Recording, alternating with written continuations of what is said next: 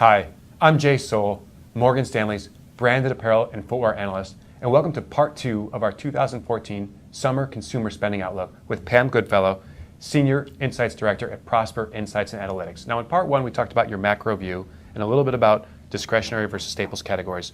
Let's dig into the discretionary categories. Hard lines versus soft lines first. Pam, what are you seeing in hard lines versus soft lines? In hard lines this month, year over year, we're looking for the hard lines category to be down about 1%. That's mainly driven by electronics and home furniture purchases. Those are looking downward. For soft lines, we're looking at a year over year increase of 4.6% in planned spending with consumers. Interesting. So soft lines looking a lot better than hard lines. Now within soft lines, in part 1 we talked about going out to eat. So restaurant seems like a strong category. What other categories? Apparel, footwear, what are you seeing in soft lines? Right, dining out is the biggest increase among soft line categories. As I mentioned, it was up 6% year over year. But the apparel categories are actually up year over year as well. We're seeing strong growth in women's apparel, up 4.5%. In men's apparel, we're looking at about 3% increase, and same for children's apparel, up about 3%. All right, so Pam, very interesting. Now, looking just by income demographics, when you break it up into high income versus middle income and low income consumers, do you see any differences in the outlook for apparel spending, or is it pretty uniform across the three groups? Well, it's fairly uniform, but we do see some differences when we look at different income groups. Among high income consumers, their overall soft lines outlook is about flat year over year, but in children's, they're up 4%. So there is a high point there. Among middle income consumers, their soft lines outlook year over year is up 5%, and they're particularly strong in the women's and children's categories.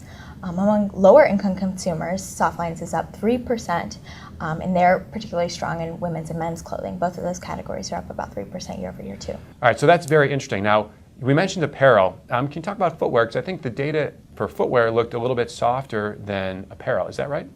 Right. Our outlook for footwear is flat year over year. I really think we see some kind of give and take in budgets. When consumers are planning to spend more on apparel, they have to cut back someplace else. And that happens to be footwear in this month. What was the interesting part about the footwear category, though, is that from June 2012 to June 2013, we saw a bigger rise. So last year, footwear seemed to have its day in the sun, whereas apparel didn't rise so much. So it seems like the categories maybe a flip-flop this year, where consumers spent more on footwear last year and they're spending more on apparel this year. So it's interesting, Pam, because you also through your data identify customers of specific retailers, and so you're saying apparel looks pretty strong on a relative basis, and footwear looks pretty flat. What does that mean for a retailer like Dick's Sporting Goods? What are your survey respondents telling you about the outlook for Dick's Sporting Goods over the next 90 days? Well, for Dick's Sporting Goods in particular, we're looking at a generally positive outlook for them. They're up about 2% year over year. Interesting. All right, and then maybe last question, let's talk about big ticket items, because this has been a big topic in the market. Maybe purchases of cars and other big ticket items could be crowding out spending on other categories, especially apparel and footwear. What are you seeing in big ticket item spending over the next 90 days? Well, we track big ticket items on a little bit different scale. We look at a 6-month outlook for them.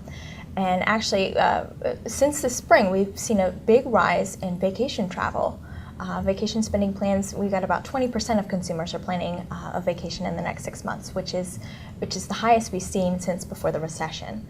Unfortunately, with a rise in vacation spending plans, we see declines in other categories. It's, again, this kind of give and take in the budgets.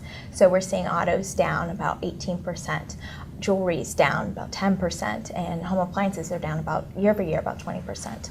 Very interesting. So within big ticket items, really only vacation spending is really the only category that's looking positive. Now, is this a change in trend last year in 2013 where big ticket item intention spending, was that up or was it similar to this year? For big ticket items, it was a lot more mixed last year. We saw bigger increases for autos last year. And vacation has really been kind of flat since the recession. We see seasonal, peaks and valleys, but overall we haven't seen a big shift back to kind of pre-recession levels. This is the first year we've really seen vacations pop in our outlook. But it might be that the consumers the past couple of years have really been busy replacing those autos and replacing the appliances and haven't had the budget for the vacation. So 2014 really might be the year that it's finally that time to take that great vacation. Very interesting stuff. Let's stop there. Pam Goodfellow, thank you so much for being here. Great to have you here. I'm Jay Soul, Morgan Stanley's branded apparel and footwear analyst. Thanks so much for watching.